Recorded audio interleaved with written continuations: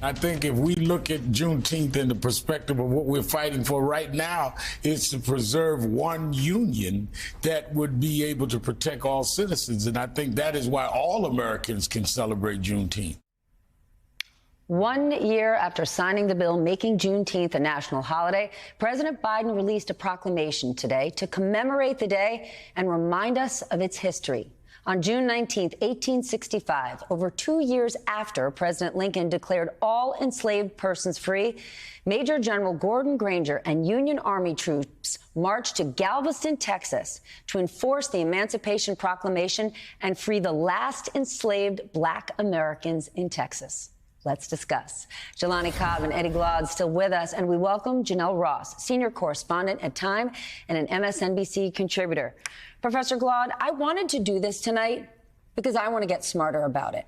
Oftentimes, people that look and sound like me say, Juneteenth, I know it's important, but what is it? And sometimes people are afraid to ask, or they say it's a Black thing. Explain it. Well, I think Juneteenth represents two things at once, right? One, it gives us the complicated history of freedom in the country. As you rightly note, these are formerly enslaved people in Texas, in Galveston, Texas, who find out that they're free 2 years late. They find out they're free just a few months after Robert E. Lee surrenders at Appomattox, just a few months before the ratification of the 13th Amendment. And so we get a sense that freedom is not an end. It's a practice, and we could talk a little bit more about that. So even with the Emancipation Proclamation in 1863, even with the end of slavery in 1865, we still don't get in some fully articulated way a notion of freedom. We're still fighting for that freedom. So that's one sense of Juneteenth. The other sense, Stephanie, that I really want to emphasize is the importance of resilience and grit in the face of recalcitrance, in the face of those forces that deny freedom. So here you have Black people, even though they have been denied their freedom, even though they have been subject to brutal domination, still imagining themselves in the most expansive of terms, placing crowns above their babies' heads, right? Imagining themselves in terms other than what their relationship of domination suggests they are. So it's a story of resilience and grit at the same time that it's a story of delayed freedom. So I think in the combination of those two offer us real important lessons for our current moment. Janelle, your family history takes us back to Galveston, Texas. Is this a celebration or a commemoration? I tend to think of it as both. In a very real way, as I understand it, the day that the Union troops arrived, they sail into Galveston Harbor. Among the soldiers that are with Granger that day as a unit of colored troops, one of the soldiers was actually a person who Lincoln had played a role in emancipating when he was an infant in Illinois. So, there are all kinds of unusual coincidences. And they make this pronouncement and people immediately begin to celebrate. You can imagine that if someone told you you are no longer a piece of property, that you would certainly have a lot to celebrate. People immediately begin to celebrate. But there also were almost immediate incidences of backlash, physical abuse.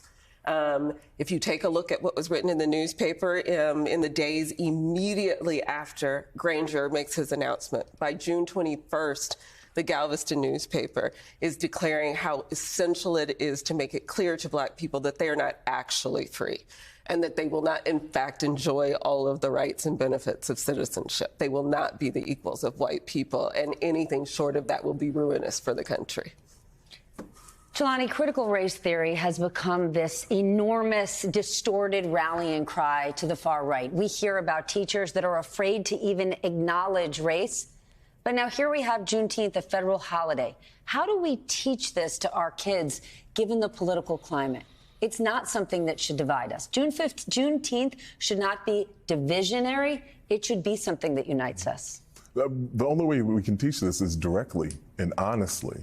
And we have to forthrightly confront the tangled history of this country. If we can celebrate the 4th of July, in which the nation declared independence while simultaneously holding people in slavery, then it cannot be politicized to say that you recognize the belated, long delayed emancipation of people who never should have been enslaved in the first place. And so those two things are equally conjoined if we're going to have an honest assessment of our history. But what we're talking about in these attacks on what's called critical race theory, it's not actually critical race theory, is the attempt to use history as nothing more than a resume, a litany of your best accomplishments. But the whole utility of history is that we learn what we did wrong. I tell my students all the time, teams watch their game tape to understand what they got wrong, not what they got right. And that's the same reason that we pursue our understanding of history. Eddie, today is also the 7th anniversary of the awful, heinous, horrible church shooting down in Charleston. Racially motivated. Just a few weeks ago, another racially motivated mass shooting in Buffalo. You know, there have been so many more. Can federal holidays like this be a way to help stop this type of targeted violence? Or could it actually do the reverse and only get those on one side more fired up? Well, I think, you know, it's hard for me to imagine federal holidays stopping political violence that's been such a part of American political life and history. I can see how it could further inflame certain kinds of prejudices, of course. I mean, one of the interesting things about Juneteenth, you think about it's June 19th, 1865, right? And you think about what follows. You think about the violence in Memphis, the violence in New Orleans. I mean, massacres, Stephanie. You think about the way in which the Confederacy, in some ways, is still fighting the war. You think about the violence that defines the collapse of radical Reconstruction. By 1890s, over 53,000 black folk have been killed, who not just in these wild spectacle murders or mass murders, but in the attack on poll workers, in the attack on black folk who work for Republican parties, in the coups that took place across the South, right? So political violence has been as American as apple pie and buffalo grass. So a holiday isn't going to stop it, but it could create the occasion for us to understand it and perhaps imagine ourselves differently.